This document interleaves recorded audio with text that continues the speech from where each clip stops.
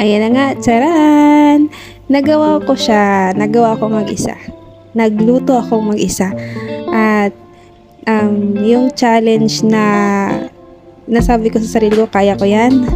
Yan, nagawa ko naman. At nung nakahain na yung mga pagkain, binivideo namin ng amo ko. Sabi pa ng amo ko sa akin, ayan kasi memories yan, sabi niya sa akin. Sabi ko, kasi ipakita ko to dun sa kasama ko na dating umalis na. Sabi ko, send ko to sa kanya na yung dating ginagawa niya ay nagawa ko rin. Sabi niya, oo, ipakita mo sa kanya.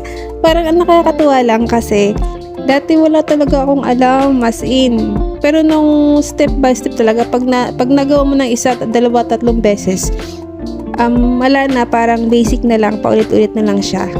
So, dati kabadong-kabado ako, pero ngayon, sabi ko nga sa amo ko, ay madami akong pwedeng gawin pag uwi ng Pilipinas kasi maraming seafood doon. Sabi ko, marami akong gustong itry na lutuin.